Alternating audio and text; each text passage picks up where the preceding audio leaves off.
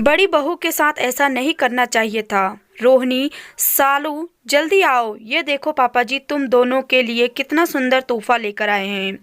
आवाज़ सुन रसोई में काम कर रही दोनों बहुएं बाहर अपने सास ससुर के कमरे में आ गई। रोहिणी की शादी अभी कुछ महीने पहले ही हुई थी, तो ये उसका पहला करवा चौथ था, इसलिए हमने सोचा कि उसके लिए कुछ अच्छा सा उपहार लिया जाए।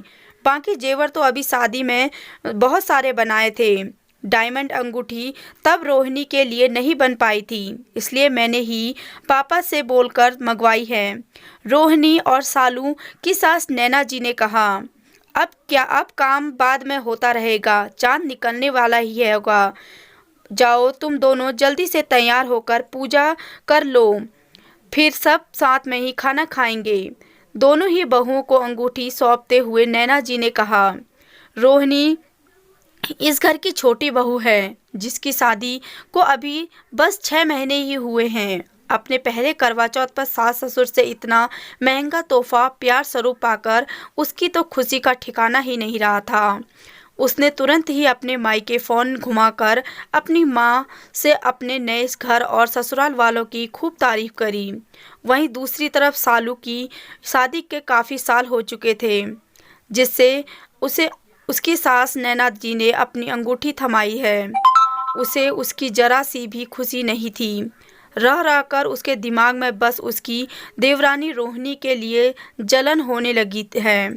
6 साल हो गए हैं मेरी शादी को, लेकिन 6 करवा चौथ निकल गए, पर मुझे तो आज तक किसी भी तीज त्योहार में कभी कोई उपहार नहीं दिया।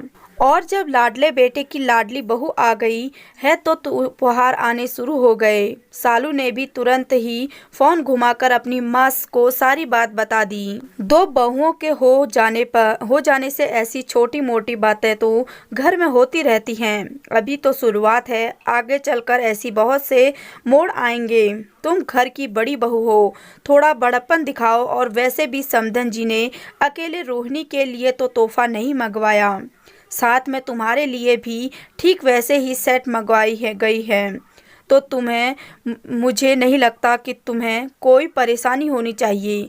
चाँद निकल आया है, जाओ पूजा करो और इन सब बातों को अपने दिमाग से मत लाया करो, वरना नुकसान सिर्फ तुम्हारा होगा। सालू की माँ ने बोलकर फ़ोन काट दिया। सब मुझे ही गलत समझते हैं माँ, कम से कम तुम तो अपनी बेटी की भावनाओं को समझती। मुझे उपहार की कोई परेशानी नहीं है। मुझे दुख तो इस बात का है कि अभी तक अपनी बड़ी बहू के लिए कोई उपहार आज तक क्यों नहीं आया। सालू ने अपने आप से रोते रोते कहा।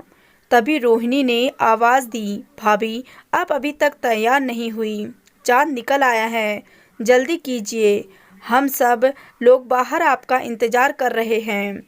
सालू जल्दी से तैयार होकर बाहर गई। पूजा किया, व्रत तोड़ा। सब लोग पूजा कर एक ही साथ खाना खाने आए। माँ, सारे दोस्त कॉफ़ी के लिए कैफ़े जा रहे हैं, मैं और रोहिणी भी साथ होकर आते हैं, थोड़ी देर में आ जाएंगे। छोटे देवर रवि अपनी माँ नैना जी से बोला, सब समझती हूँ मैं, सारे दोस्त जा रहे हैं या तू अपनी पत्नी को कहीं ले जाना चाहता है। नैना जी ने हंसते हुए कहा, जल्दी घर आ जाना और बहू से बोलना सारे जेवर उतार कर जाएं, क्योंकि ज़माना सही नहीं है और आने में रात भी हो जाएगी। उन दोनों के घर से जाने के बाद नैना जी ने बड़ी बहू सालू को अपने कमरे में बुलाया। कोई परेशानी है क्या बड़ी बहू? शाम से तुम्हारे चेहरे पर एक सिकन देख रही हूँ। पहले से ही भरी सालू अपने गुस्से पर काबू न कर पाई और वो रो गई। माँ, इन 6 सालों में आपने एक पल भी मुझे कभी ये महसूस नहीं होने दिया कि मैं अपने माता पिता को से दूर किसी एक नए घर में आई हूँ। हमेशा मुझे एक बेटी से ज़्यादा ही प्यार दिया। फिर ये देवर जी की शादी हो जाने के बाद इस तरह का भेदभाव क्यों? आपने पहले तो कभी मुझे किसी त्योहार पर तो उपहार आदि नहीं दिया, फिर अब क्यों? नैना जी ने की पारखी नज़र जो शाम से महसूस कर रही थी, वही बात सच निकली। क्योंकि तोहफ़ा देने के बाद ही उसके अंदाज़ा हो गया था कि उन्होंने सालू को अपने पास बिठाया और कहा, मैंने कभी भी अपने दोनों बच्चों में अंतर नहीं किया, तो फिर उनकी पत्नियों में क्यों करूँगी?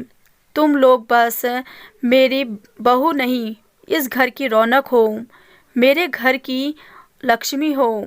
और ऐसा सिर्फ इसलिए नहीं किया जिससे इन 6 सालों में तुम्हारे पास छोटी से ज़्यादा जेवर न इकट्ठा हो जाएं। जो भी हो, तुम दोनों के पास बराबर ही रहे। माता पिता कभी अपने बच्चों में भेदभाव नहीं करते। तुम्हें पूरी उम्मीद है कि तुम्हें अपने सारे प्रश्नों के उत्तर मिल गए होगा। मैं चाहती थी कि मेरी दोनों बहुओं के पास सब कुछ एक जैसा हो और बराबर हो। थक गई होगी, अपने कमरे में जाकर आराम करो। पर सालू, उनकी आंखों की नींद कोसों दूर थी। मैंने इस घर को अपने 6 साल दे दिए, उनका कोई एहसान ही नहीं। अरे, अगर कोई छोटी मोटी चीज़ दे भी दी होती, कौन सा पूरा जेवर और कुआं भर जाता। सब दिखावा है। सालू मन ही मन बड़बड़ाकर चली जा रही थी। अभी कमरे में कदम रखा ही था कि पीछे से मोहन ने आकर उसकी आंखें बंद कर दी। करवा चौथ मुबारक हो धर्मपत्नी जी। सालू मुड़कर पीछे देखती उससे पहले ही मोहन ने अपने हाथ से एक सुंदर सा ब्रेसलेट पहना दिया। सालू चौंक गई। ये तो इससे पहले वो कुछ बोल पाती, मोहन ने बोलना शुरू किया, हाँ, यह वही ब्रेसलेट है जो तुम्हें रवि की शादी में जेवरों को खरीदते वक्त पसंद आया था। तब ही माँ ने इसे तुम्हारे लिए खरीद लिया था और किसी मौके पर देने के लिए रख दिया। आज मौका भी है, दस्तूर भी, क्यों ना आज इससे अच्छा दिन और हो ही नहीं सकता। आपका पसंदीदा तोहफा हाजिर है। मोहन ने घुटने पर बैठकर अपने हाथ से सालू की तरफ बढ़ाया। सालू की आंखों में आंसू आ गए। मुझे माफ़ कर दीजिए मोहन, मुझसे बहुत बड़ी भूल हो गई। मैंने माँ पापा को कितना गलत समझ लिया। मैं भूल गई कि इतने सालों में भले उन्होंने मुझे कुछ तोहफा ना दिया हो, पर हर साल, हर त्योहार, हर जन्मदिन, हर सालगिरह पर तुम मेरे लिए कोई ना कोई निशानी ज़रूर लेकर आए हो। और हर सब मेरा खुद का होता है, जो कि इसी घर से मुझे मिलता है। मैंने माँ को कितने रूखे अंदाज से बात की है। मेरे बारे में क्या सोच रही होंगी? सालू ने रोते हुए कहा, उसकी चिंता तुम्हें करने की कोई ज़रूरत नहीं है। माँ अपनी बड़ी बहू को खुद से ज़्यादा अच्छे से पहचानती है और वह खुद भी इस दौर से गुजर चुकी है, तो उनसे ज़्यादा इस बात को और इतने अच्छे से कोई नहीं समझ पाता। मोहन ने सालू की आंखों में लुढ़कते आए आंसुओं को पोंछते हुए कहा, तुम ज़्यादा परेशान ना हो। मुझे इस बार आइसक्रीम खिलाने के लिए नहीं ले चलोगे मिस्टर हस्बैंड जी? सालू ने हंसते हुए कहा, जी, बंदा तो कब से आपकी खिदमत में हाजिर है। दोनों एक साथ मुस्कुराए और घर से निकल गए। सुबह सब कामों से फुर्सत के बाद जब सालू ने देखा सासू माँ अकेले है अपने कमरे में, तो उसके पास गई और बोली, माँ, मुझे माफ़ कर दो, मैंने आपको कितना गलत समझा, आपसे गुस्से में बात की। नैना जी ने सालू के हाथ अपने हाथ में लेते हुए बोली, मुझे पता है कि मेरी बेटी का दिल बहुत साफ है, वो अपनी माँ से कभी नाराज़ नहीं हो सकती। सालू ने नैना जी को खींचकर गले से लगा लिया। दोनों सास बहू मुस्कुरा दी। तो आपको ये कहानी कैसी लगी? कमेंट सेक्शन में अपनी राय ज़रूर बताएं। अगर आप चैनल पर नए हैं तो चैनल को सब्सक्राइब ज़रूर कीजिए।